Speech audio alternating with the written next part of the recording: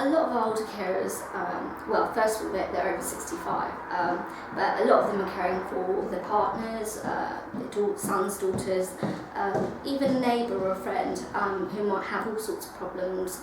So it could be anything from a physical disability to a mental health problem, learning disability. We're finding there's an increasing number of carers who are caring for someone with dementia, but you know, it could be a range of problems, and a lot of them are caring despite their own health problems, so there's that additional sort of compounding factor. My role was to care, I say 24/7, it's not really 24/7, but you've got to be available all the time to help.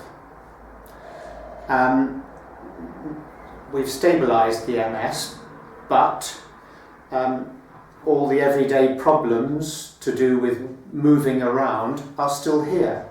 And that, I think, is quite common with many carers, that there's more to do than appears to be the case to everybody else. You have to drop everything in order to do what needs to be done at that particular time. Something to note is, obviously, a lot of carers don't see themselves as carers. You know, many just think they're a good family member or a friend who are just doing their duty, really. What we try and do is really try and get them to assess their situation, see how it's really impacting their life, and get them to access as much support as possible.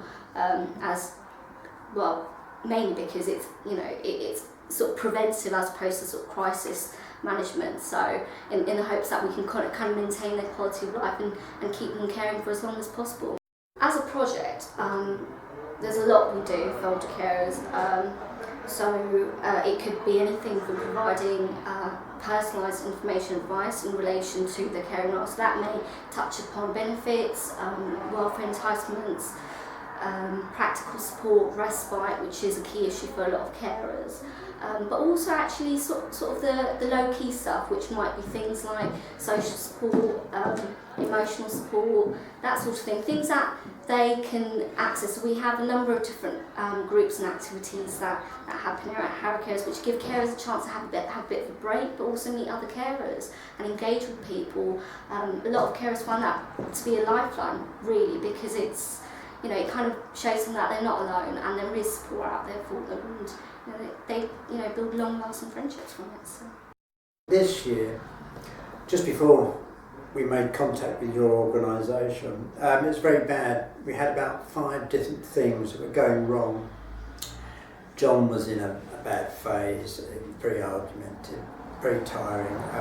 He actually broke his foot, which meant he was, even on a good day, he was still in his wheelchair, so that meant whenever we went out in the car it was a major episode.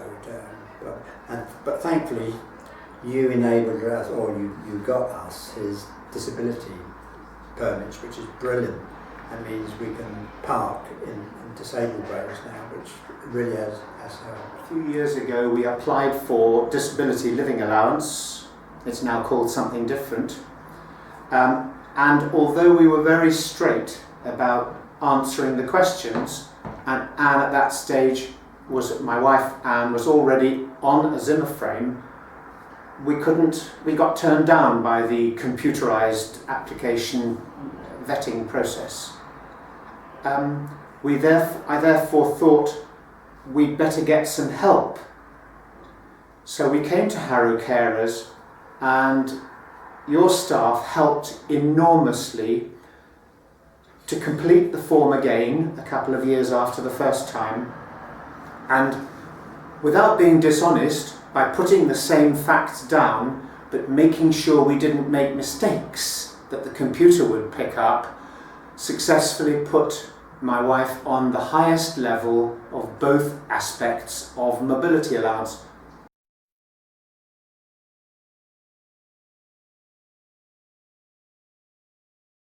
I'm not a great joiner of organisations. I tend to be self-sufficient.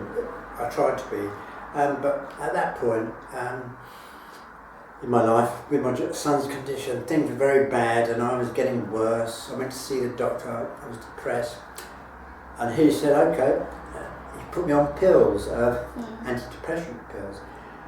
And I took them for a week and I felt so sleepy. I thought, well, that's not helping. All that's doing is hiding the situation. And then I phoned the Symptom Centre, then got your telephone number, and we made contact with your... When you care for somebody who can't lift things from the hob to the sink or to the dishwasher, or carry anything because they're on a Zimmer frame, you do all of it. So you are, to a certain extent, you're at their beck and call, which is fine, but it means that it raises difficulties with people who don't want to be in that situation. I'm not talking about the carer, I'm talking about the person who is being cared for. Because the things that, in this case, my wife wanted to be able to do for the rest of her life, tend to the garden, walk the dog, her favourite activities are now barred to her. So that creates a level of frustration which doesn't normally come out in the public view, but is the other side, the emotional and mental side of someone who is locked into some unfortunate disease like MS for the rest of their lives.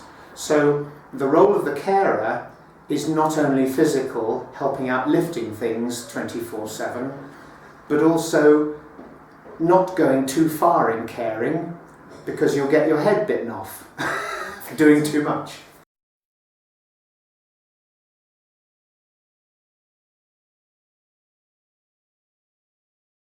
There's always been a sort of big gap between going into hospital and coming home. Somebody might be sheltered in hospital, and when they come home, perhaps the carer doesn't realise they may have been looking after them before, but they have actually, perhaps their caring role is more needy now. That person is not as able as they used to be, and they may sort of put their own health at risk by doing that. They may need more services, say from social services, and if they need some respite or care, they need to know how to access that, whether social services should be in doing more hours with them, or whether the person they're caring for actually needs to go into a nursing home for a short while for their own sake, or even for the carer's sake, to give them a short holiday or a break away from caring.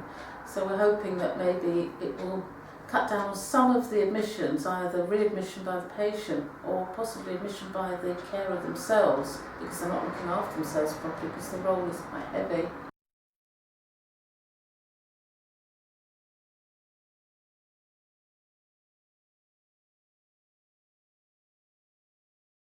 I've been able to help, my wife and I have been able to help other carers in similar positions in this area.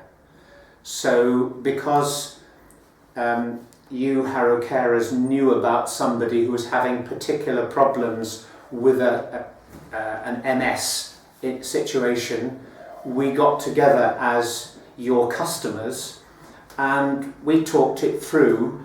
And it wasn't just one way, us helping them, who had just been diagnosed with MS and just adopted the caring role, but we actually got the benefit out of it as well by talking together about associated problems.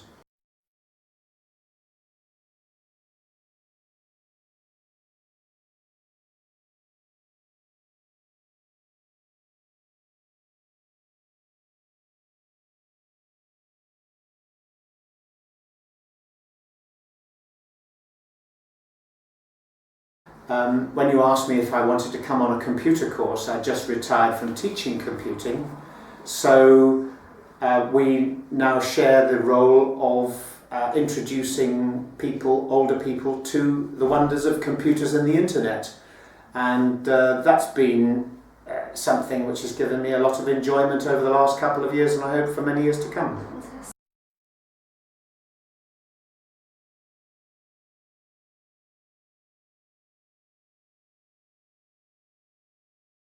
Most of them have been very positive. They've said they haven't had a lot of help for themselves anyway from the hospital or even from social services. It's somewhere they don't know what's going on out there, they don't know what services are available, and just by having some sort of very unprofessional chat, it's just a chat with people, and they open up, and you often get lots of information from them that they wouldn't talk to a so-called professional about. It's like talking to a friend, and it's a more emotional level I think we're dealing with as well. Sometimes it's just talking to someone, anyone who'll listen and understand what they're going through.